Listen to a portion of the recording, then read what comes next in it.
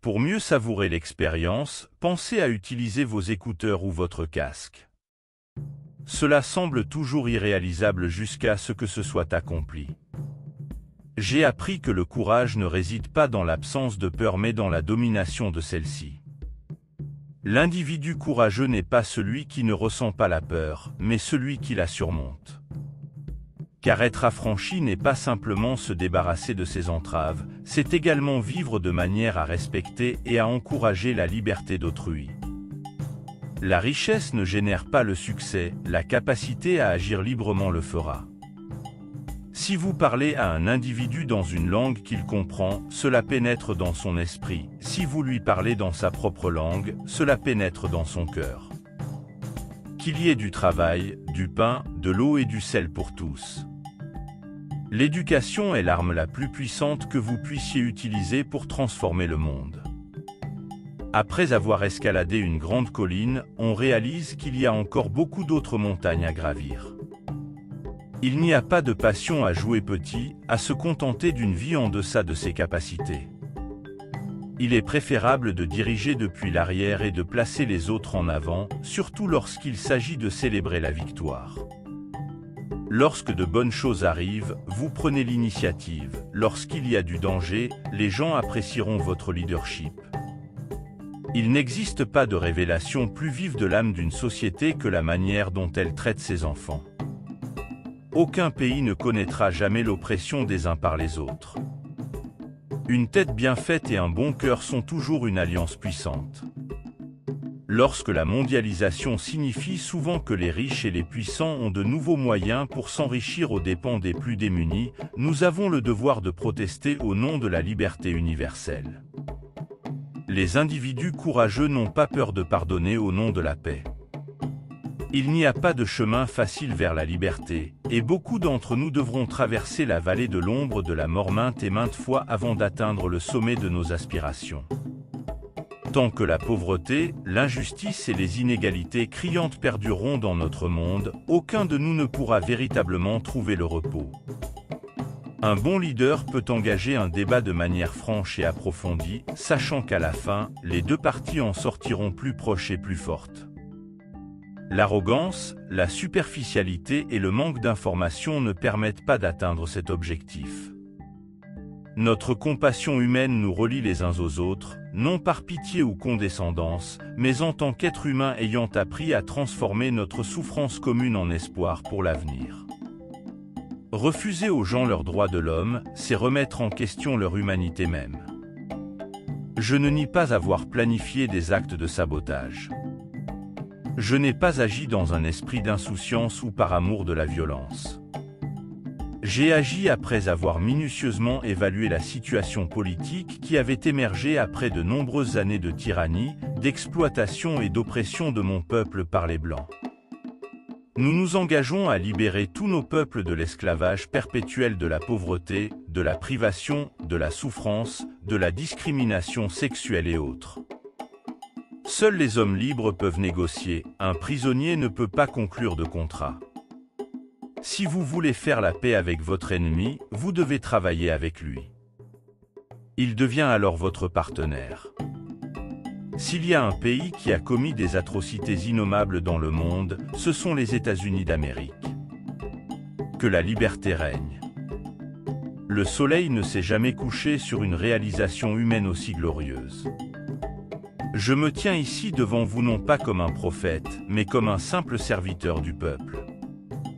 Rien n'est plus surprenant que de retourner dans un endroit qui n'a pas changé et de découvrir les changements que l'on a subis. J'ai toujours chéri l'idéal d'une société démocratique et libre où tous vivent ensemble en harmonie, avec des opportunités égales. C'est un idéal pour lequel j'espère vivre et que j'espère atteindre. Mais si nécessaire, c'est un idéal pour lequel je suis prêt à mourir. Lorsque l'eau commence à bouillir, il est insensé d'éteindre le feu. Sans éducation, vos enfants ne pourront jamais relever véritablement les défis qui se présenteront à eux. Il est donc crucial de fournir une éducation aux enfants et de leur inculquer le sentiment qu'ils doivent contribuer à leur pays. Aucun pays ne peut véritablement progresser si ses citoyens ne sont pas éduqués. Dans mon pays, on passe d'abord par la prison pour ensuite devenir président. Tout homme ou institution tentant de me priver de ma dignité perdra. Les gens réagissent en fonction de la manière dont vous les approchez. Si vous utilisez la violence, c'est ainsi qu'ils réagiront. Mais si vous prenez la paix et la stabilité, alors nous pouvons accomplir beaucoup ensemble pour le progrès de notre société. Il est avisé de convaincre les gens de faire quelque chose en leur laissant croire que c'était leur propre idée. La course à pied m'a enseigné des leçons précieuses. Dans les compétitions de cross-country, l'entraînement est plus important que les talents innés, et j'ai pu compenser un manque de dons naturels par la diligence et la discipline. J'ai appliqué ces principes dans tout ce que j'ai entrepris. Nombreux sont ceux qui estiment inutile et futile de continuer à parler de paix et de non-violence face à un gouvernement répondant uniquement par une répression sauvage d'un peuple désarmé et sans défense.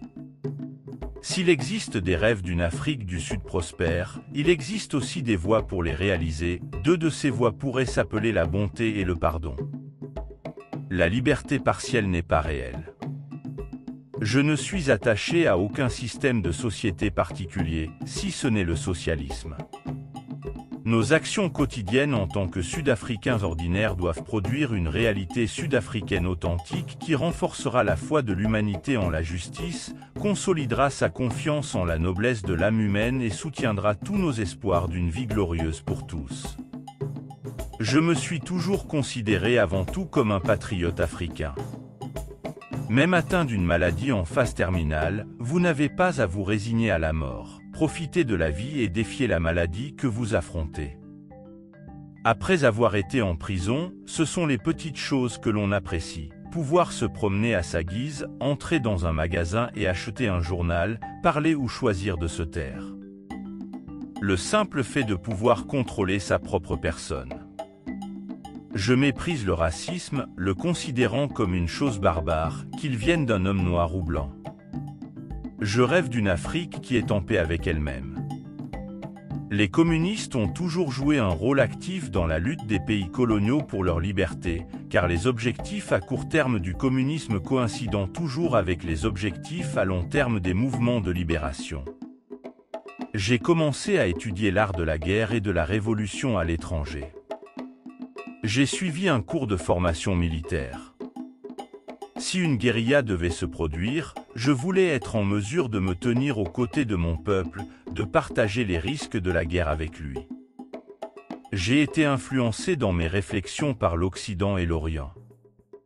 Dans les pays où des innocents meurent, les dirigeants suivent leurs instincts plutôt que leur intellect. Que chacun sache que son corps, son esprit et son âme sont libérés pour s'épanouir.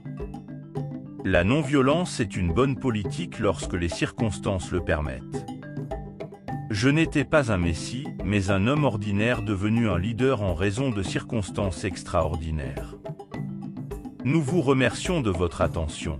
N'hésitez pas à vous abonner, à partager notre contenu avec vos proches. À bientôt pour une nouvelle vidéo.